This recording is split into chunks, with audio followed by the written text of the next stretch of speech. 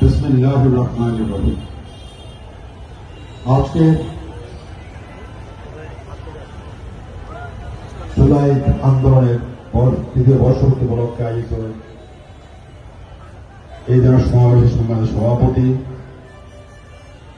মঞ্চবিষ্ট কেন্দ্রীয় স্থায়ী নেতৃবৃন্দ,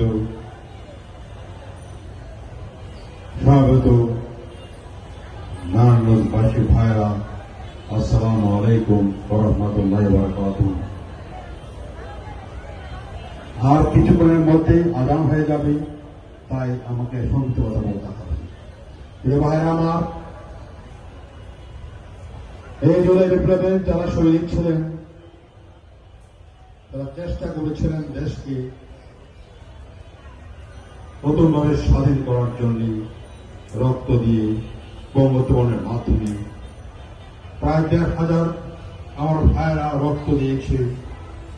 প্রায় ৩০,০০০ মানুষ বঙ্গোত্তোলন করে এই বিপ্লবকে এই আন্দোলনে সফল করেছে, ফেসলাকে বিদায় করেছে, শান্তিতে দেশকে চালার ব্যবস্থা তারা করেছে।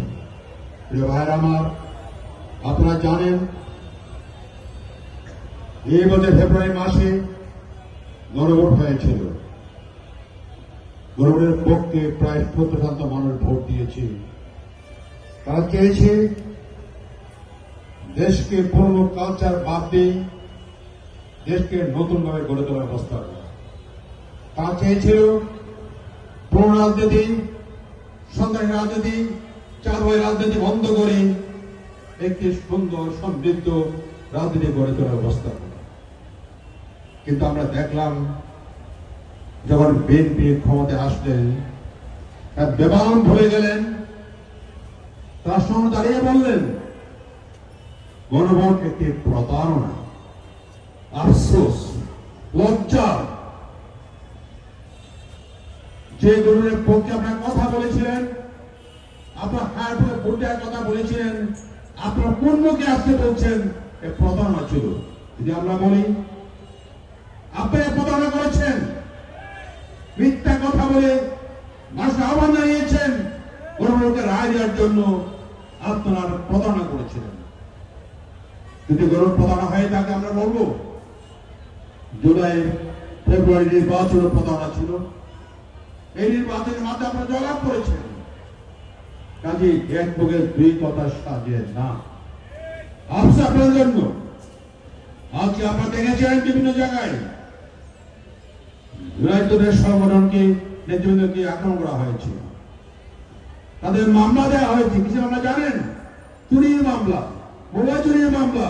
কিন্তু হাসিনা যা করতেই আপনারা করছেন। হাসিনা আপনাদের নেতৃবৃন্দের বিরুদ্ধে মোবাইল চুরির মামলা দিয়েছিল, আপনারা সে কি কাজ করছেন আপনারা? তাই আপনারা সে পথে হাঁটছেন, সে পথ কল্যাণের নয়, সে পথ মুক্তির নয়, সে পথ সুন্দর পথ নয়। আমরা স্পষ্ট বলতে চাই, যদি আপনারা জুলাই প্রতিষ্ঠাতা দেখে থাকে আপনাদের, যদি আপনাদের দেশে পাঠাতে চান, তাহলে চাঁদাবাজ মুক্ত বাংলাদেশ গড়ে তুলতে হবে, ঘুষ মুক্ত বাংলাদেশ গড়ে তুলতে হবে, সন্ত্রাস মুক্ত বাংলাদেশ গড়ে তুলতে হবে। কিন্তু আপনাদের কার্যক্রমে তার লক্ষণ দেখা যায় না। প্রধানমন্ত্রী কথাই বলেন, বাস্তবে আপনাদের কর্মীদের উপরে আপনাদের কোন নিয়ন্ত্রণ নাই। মনে রাখতে হবে, কর্মীদেরকে, চাঁদাবাজ কর্মীদের নিয়ন্ত্রণ করতে না পারলে, সন্ত্রাসী কর্মীদের নিয়ন্ত্রণ করতে না পারলে দেশকে আপনারা গড়ে তুলতে পারবেন না। যদিও আপনাদেরকে দেশে ক্ষমতায় দেখতে চাইবে না। আপনাদের বয়স প্রায় ৫-৬ মাস হয়ে গিয়েছে। আমরা আপনাদের বিরুদ্ধে ক্ষমতা নিয়ে প্রশ্ন চাই না। তো আবেদন আপনাদের কাছে, আপনাদের নেতৃত্ব যে কথা আপনারা বলেছিলেন তা দয়া করে প্রতিবাদ করার চেষ্টা করুন। আমাদের বিশ্বগুলোকে আপনারা বাস্তবায়ন করার চেষ্টা করুন। গণভোটের রায়কে আপনারা বাস্তবায়ন করার ব্যবস্থা করুন। যদি আপনারা না করেন, তাহলে দেশ, জাতি, তরুণ সমাজ আপনাদের আবার প্রত্যাখ্যান করবে। যেভাবে তারা ৫ই আগস্ট, জুলাই মাসে যারা দেশের তরুণরা ফেসিবাদকে প্রত্যাখ্যান করেছিল, তাই যদি প্রত্যাখ্যান হতে না চান, যদি আপনাদের আন্দোলন আপনারা না চান, নতুন অবস্থা পুরাতন অবস্থায় ফিরে রাখতে না যান, তারপরেও তো আপনি আসুন। আপনারা যা করেছেন, কয়েক মাস করেছেন, এখন থেকে আপনারা জুলাই সনদকে বাস্তবায়নের পথে হাঁটুন, গণভোটের রায়কে বাস্তবায়নের পথে হাঁটুন, তাহলে দেশ জাতি কল্যাণ পাবে, দেশের আশাবাদ সৃষ্টি হবে। আর যদি আপনারা পুরো কেচ্ছায় করতে চান, পুরনো কাহিনী ঘাটতে চান, পুরনো কাহিনী করতে চান, তাহলে দেশের মানুষ, তরুণ সমাজ, ছাত্র সমাজ তা মেনে নেবে না। তাই আসুন, এখনো সময় ফিরিয়ে যায়নি। যদি আপনারা বাস্তব থাকতে চান, শান্তভাবে থাকতে চান, শান্তিভাবে থাকতে চান, দেশকে শান্তিভাবে চালাতে চান, তাহলে আমরা আশা করব অনুরোধ আপনাদেরকে পুরনো পথ পরিহার করে, ফেসিবাদের পথ পরিহার করে, আধিপত্যবাদের পরিহার করে নতুন পথে, জুলাই চেতনার পথে আপনারা হাঁটুন। জনগণকে শান্তি দান করুন, মানুষকে শান্তি প্রদান করুন, নিরাপত্তা প্রদান করুন, চাঁদাবাজ থেকে দেশকে মুক্ত করুন, ঘুষ থেকে দেশকে মুক্ত করুন, সন্ত্রাস থেকে আপনারা দেশকে মুক্ত করুন। তাহলে মানুষ আপনাদেরকে গ্রহণ করে নেবে। আপনাদেরকে মানুষ ক্ষমতা বানিয়েছে পরীক্ষা করার জন্য আপনারা যা বলেছিলেন তা মানেন কি না। আপনারা 5 মাসের পরীক্ষায় পাশ করতে পারেন নাই। আমরা আশা করবো আর যে সামনে কয়েক মাস আছে আপনারা বাস্তব চলেন, ফিল্মটা বেঁধে হাঁটবেন না। তাহলে আপনাদের দলের, আপনাদের সমস্ত কিছুই দুঃসাৎ হয়ে যাবে, জাতি তা মানবে না। আমার শেষ অনুরোধ আপনাদের প্রতি, এমন সময় আছে, আপনার সংসদে বিরানুন, সংশোধন নয় সংস্কার পরিবেশ সংশোধন করুন। জুলাই সনদকে বাস্তবায়নের জন্য আপনারা সংস্কার কমিটি জমিয়াকে পরিবর্তন সংস্কার করুন আপনারা, তাহলে দেশ শান্তি আসবে, দেশ সমৃদ্ধি আসবে, তাহলে আমার দূর হবে, সুন্দর রাজনীতি হবে, মানুষ শান্তি পাবে, মারামারি খুন রাহাজানি হবে না। যদি তা করতে চান তাহলে একমাত্র পথ হচ্ছে আপনাদেরকে জুলাই সনদ এবং গণভোটের রায় বাস্তবায়নের পথ এখন হাঁটা। একে বাদ দিয়ে পরিহার করে যে আপনারা ভিন্ন পথে হাঁটেন, ভিন্ন পথ মানে হচ্ছে হাসিনার পথ, ভিন্ন পথ মানে হচ্ছে ফেসিবাদের পথ, ভিন্ন পথ মানে হচ্ছে আধিপত্যবাদের পথ। সেই পথে হাঁটতে দেশের মানুষটা মানবে না, দেশের মানুষটা মানতে পারবে না। আপনাদেরকে এটা বাধ্য করবে অকালে ক্ষমতা ছাড়ার জন্য।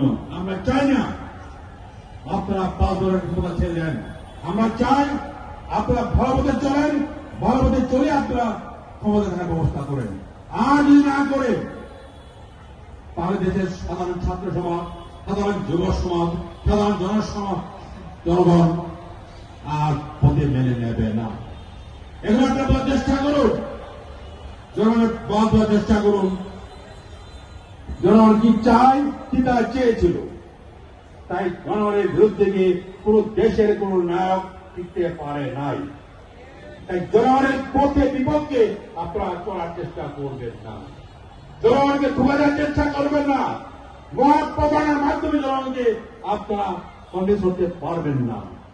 তাই রোজ আপনারা ক্ষমতায় আসছেন, এখন ক্ষমতা থেকে আপনাদেরকে আলোচ্ছে জুলাই সনদ বাস্তবায়ন করা, কাজ হচ্ছে গণভোটের রায়কে বাস্তবায়ন করা, কাজ হচ্ছে দেশকে সুন্দর সমৃদ্ধ দেশে পরিণত করা, কাজ হচ্ছে দারিদ্র্যমুক্ত, সমৃদ্ধ, চাঁদাবাজ মুক্ত, সন্ত্রাস মুক্ত বাংলাদেশ গড়ে তোলা। যদি সেভাবে চলেন তাহলে আপনাদের ধন্যবাদ, আমরা আপনার সমর্থন দেব।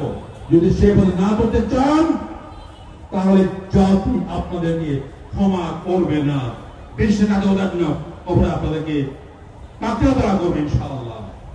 তাই আসুন, এখনো সময় আছে, সঠিক পথে চলুন, কল্যাণময় চলুন, চাঁদাবাজি মুক্ত পথে চলুন, সন্ত্রাস মুক্ত পথে চলুন, তাহলে কল্যাণ হবে আপনাদের, কল্যাণ হবে জাতি, কল্যাণ হবে সবার। আপনাদের সবাই ধন্যবাদ। আসসালামু আলাইকুম ওয়া রাহমাতুল্লাহি ওয়া বারাকাতুহু।